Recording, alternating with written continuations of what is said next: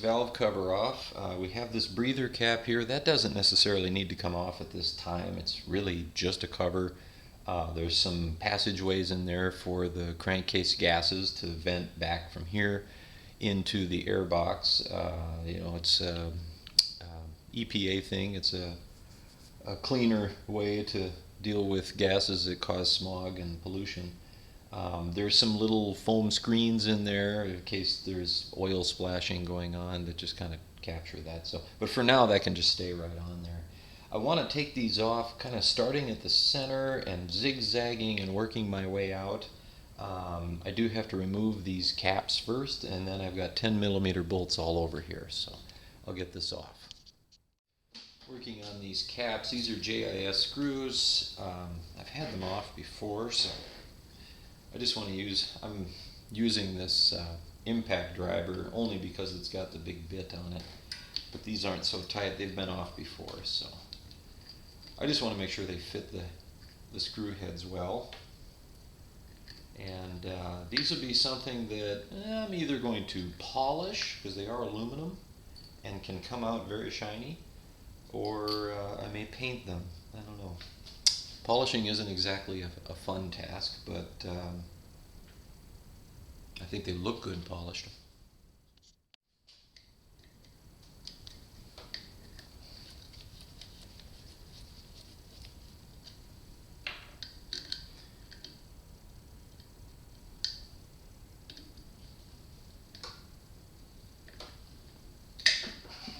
That one was tight.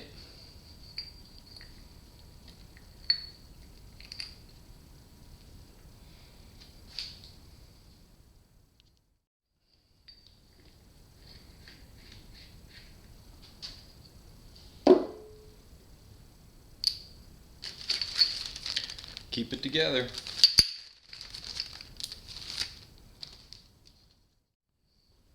This is the tachometer drive, just a screw gear that connects to the camshaft there. That can stay on with the cover.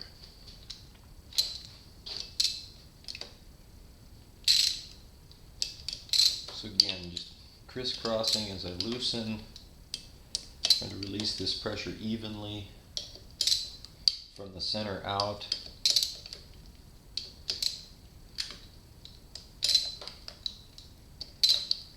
We'll get them all loose first. Let's see here.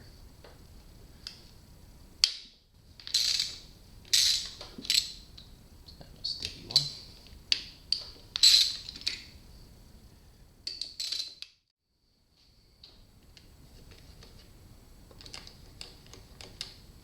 Okay, I think I've got them all loose. Now, let's take a couple of these out, like these guys. They're the same length.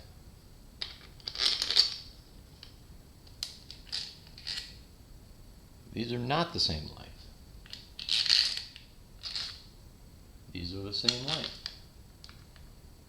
Leads one to believe that either these screws, these are not the same length, but that's not an original screw. Somebody has replaced that. I'm not finding, there are some that are just not the same length, but I believe that is more a factor of things being done differently and outside of factory spec than normal. So I think what I'm going to go ahead and do is take all of these bolts and throw them in a bag. I can always look at the parts breakout on SuzukiParts.com or something like that and find out which length the bolts go where. Another thing you can do if you want to keep this together is grab a piece of cardboard, the top of a pizza box or something, run a marker around this part and make a template, poke holes in it and stuff each of these screws in that thing and just store them in that piece of cardboard.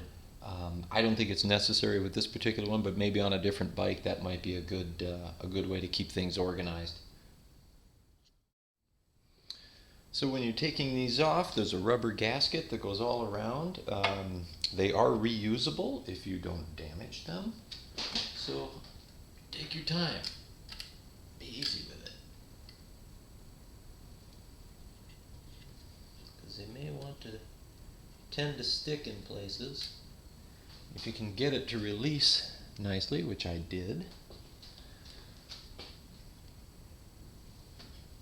you can reuse it. If you're having trouble getting it to release somewhere, when you're just being gentle with it, go ahead and get a knife, maybe even something as simple as this, or if you want an X-Acto knife, and you can just run it under. Sorry, my phone's going crazy, updating.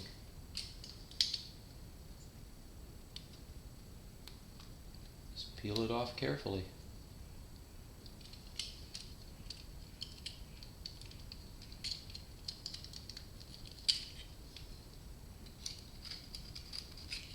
There we go.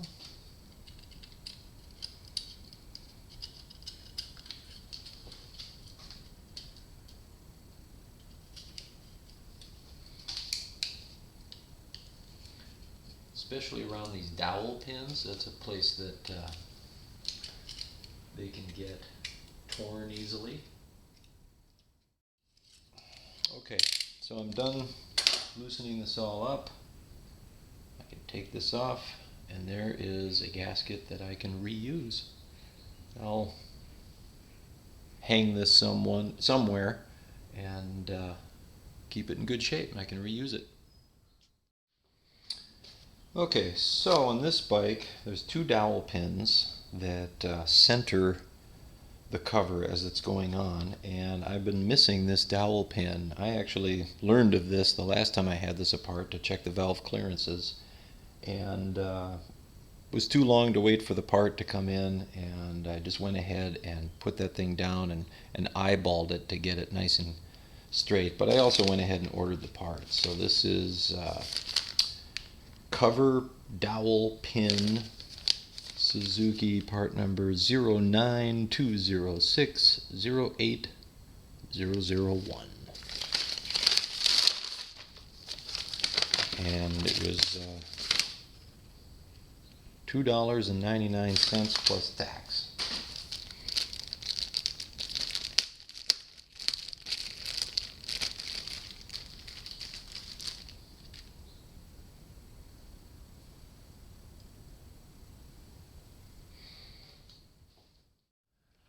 So when I tap this in, I try to rubber mallet, and that is too soft, and I'm not really getting any motion on it. I don't also want to damage it too with a metal hammer like this, so I'm just going to put something in between that dowel and my hammer. And there. Dowel is in, it's snug, and I didn't damage it. Some cardboard or some plastic, maybe a thin piece of wood.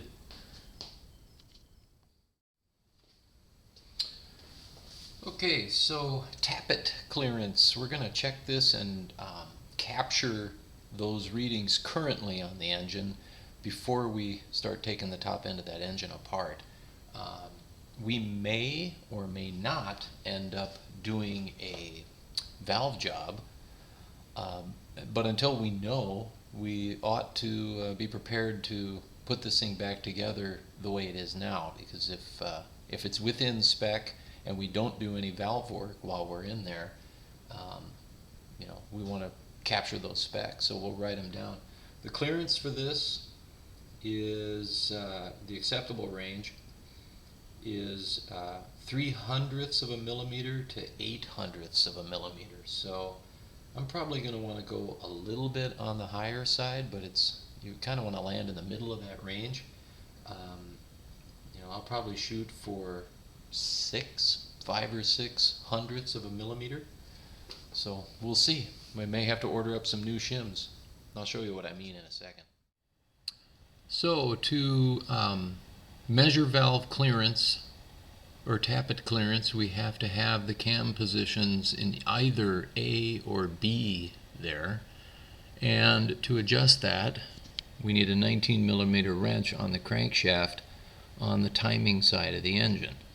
So, gotta get this cover off.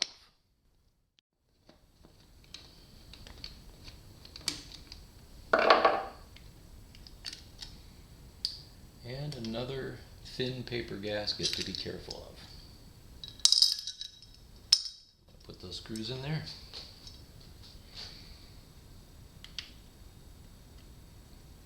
Nice and easy, or you're going to buy a new one. I'm going to need the knife for this.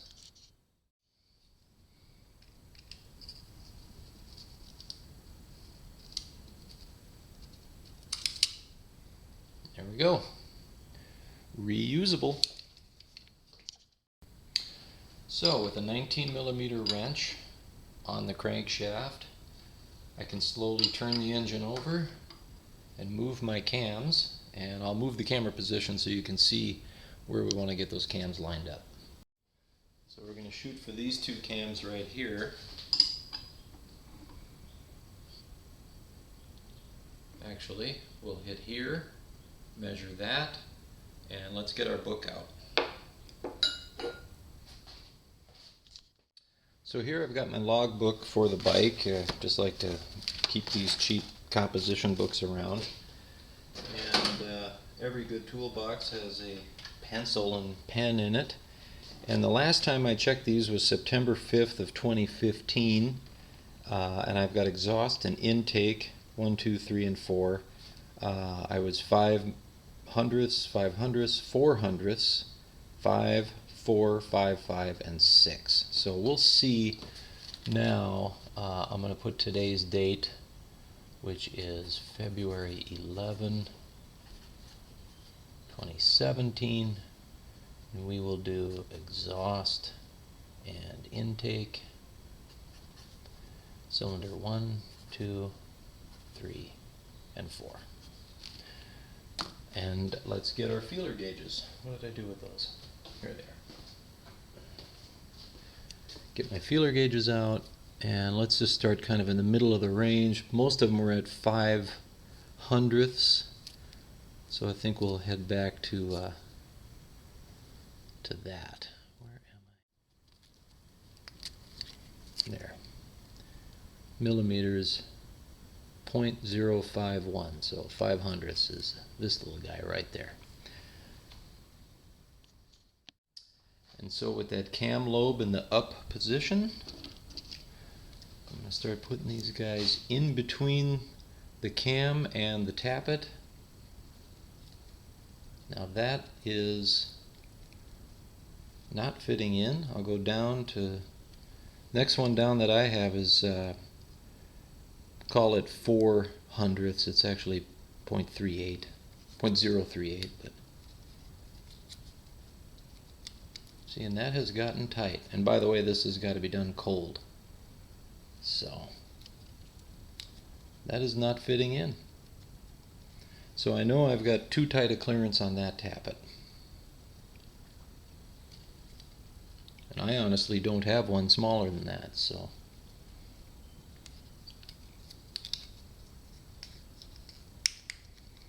too tight. So I'll turn the crankshaft and move this guy.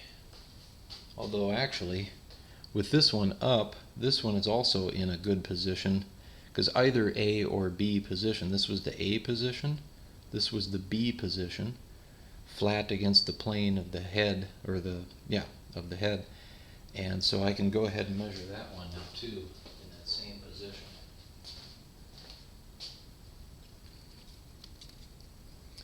Now that one, my 4/100ths millimeter fits.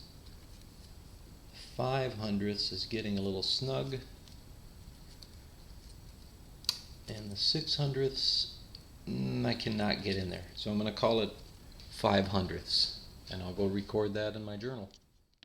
Now let's get these two guys aligned. Actually, this one is already aligned in the B position. So let's go ahead and measure.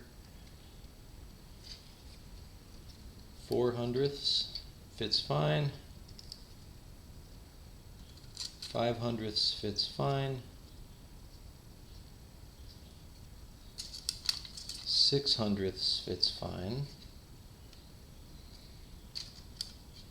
And snug now with 7, almost 8/100ths. It's 76 thousandths. so just under 8/100 millimeters. So I'll just, as loose as that is, I think I'll just round up and call it 0.08, and that's what I'll record for that one. That's exhaust number 2. One other thing I'll mention here too is you always want to go in the motion of the regular travel of your crankshaft. So don't go backwards, just try to line this up, always spinning it, in this case clockwise or forward. And right now I've got this one over here in the straight up and down A position, and the exhaust number 4, so this is exhaust number 3, exhaust number 4 is in the B position, so I'll measure those.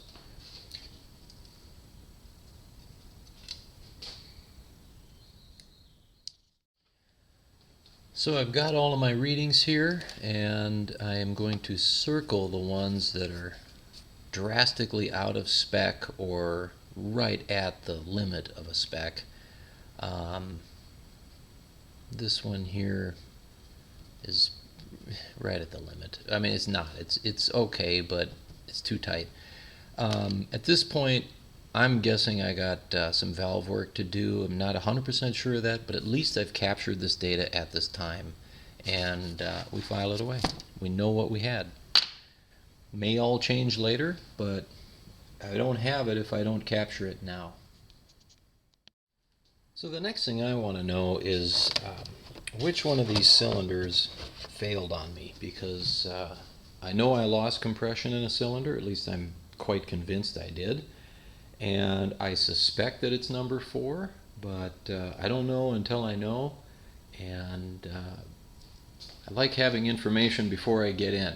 Certainly tearing this thing open will give me more information, but there's no harm in, well, it's like in the business world, you know, collect data wherever you can, and eventually when you have enough data, you find you've got some real actionable knowledge. So that applies to mechanics too.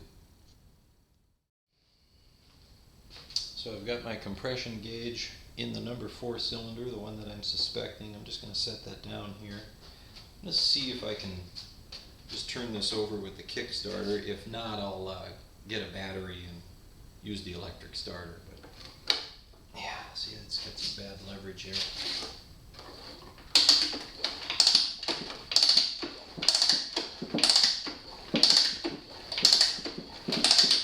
Alright.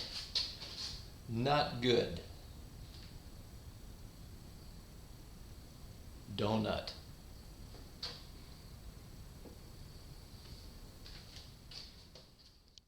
And just for comparison purposes, I'm going to look at number 3.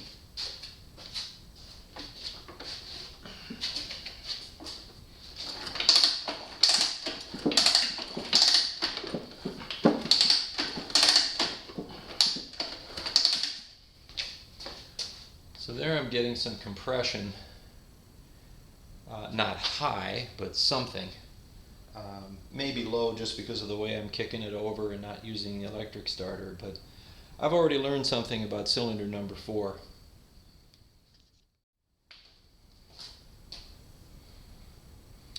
Okay, so 1, 2, and 3 cylinders do have compression of some kind. Again, kicking it over that slow like that is not going to give me a real accurate reading of what those cylinders are capable of. But knowing that I'm getting a pretty consistent reading across 1, 2, and 3, and nada on 4, well, that tells me something about number 4, doesn't it? So we're going to take this head off and pull this, at least the top end of this engine apart.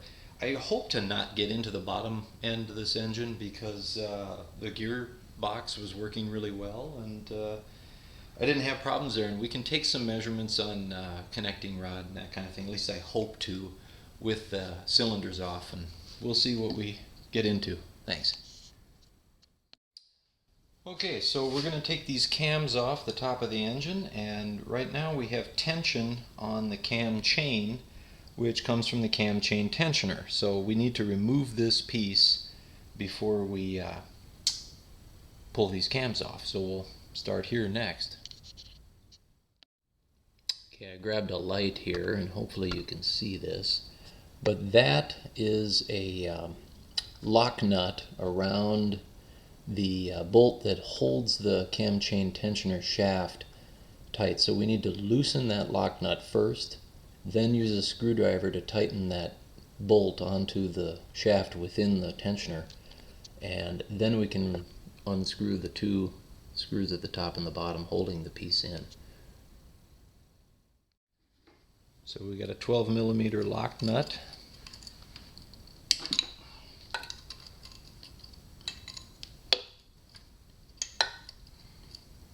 Once I have that loose, I can go get a screwdriver and tighten that up. Okay. Found a screwdriver where the head fits quite well. Okay, that's tight. So now I should be able to remove that, and it looks like I got 10mm bolts in. Having a hard time holding my light up. Maybe I can just, well, now it's going to be in my way. We'll see. Yeah, I got to move it. Sorry, working in the dark for you. There is spring tension there, at least there's supposed to be, but it still feels like it's being held pretty snugly. It may take a little bit of a tap to release this thing.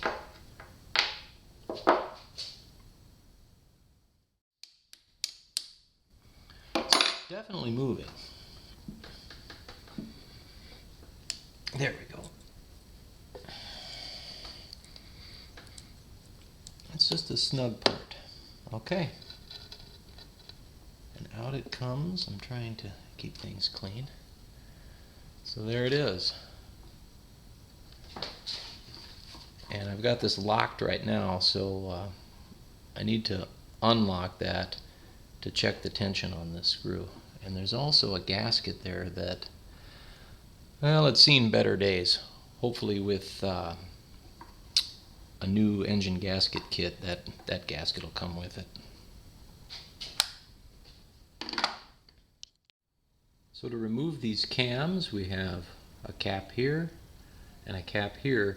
These are under spring tension, and so I want to hold this cam down in place before I start loosening these up. And this is the specialized tool we will use for that.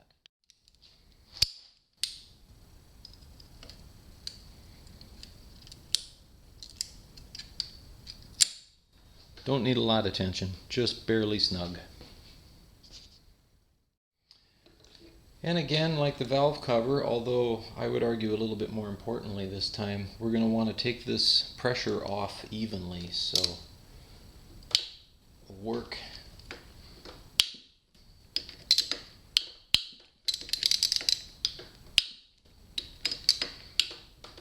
in a crisscross pattern. These are 10mm if I didn't already mention that.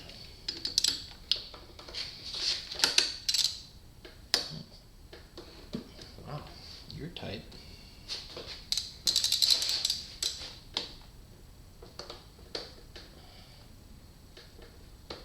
Now that is too snug.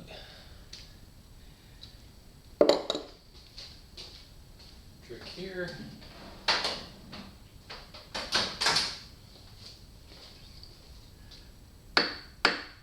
Just a little tap. Hopefully that'll take some of the stress off the threads. There we go. Just a bit.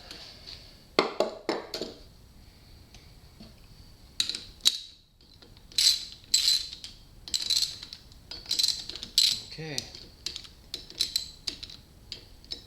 All loose. Note, these caps are labeled A, B, C, and D, all with arrows pointing toward the front of the engine. Something to note. You'll also find that in the service manual. So the screws are completely loose. I can pull them out, put them in my bag.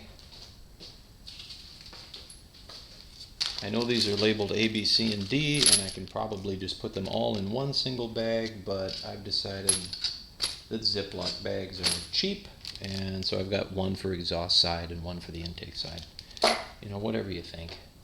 And then I'm going to use the wooden side of this hammer just to loosen that cap up.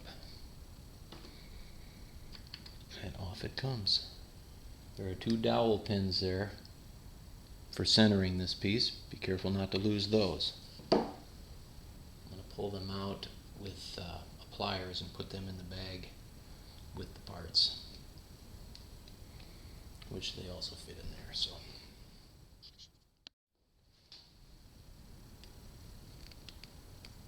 there. Got my dowel into the part in the bag. And same with all the rest. Now when I release this, I should see my cam come popping out just slightly. And there we are. So that's loose. I'm going to loosen the other side first here, which might as well show how I get this in there. It's the same principle. A little bit looser over here though.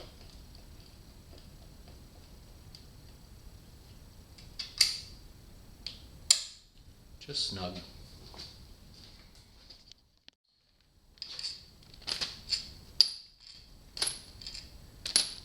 I am running out of time to work on this today. Woke up early, 4:30 in the morning actually, to get started on this for you, but the sun is up, and that also means my children are up. And I'm a dad, so I got other things I got to do, but thanks for watching. Please subscribe and you'll get notifications that I've got new videos up. I'm going to keep going on this thing, and we'll see if I can't finish up these cams here on this video. And so now these cams are loose. Lift them up. May have to get that guide out of there first. That gives me quite a bit of slack.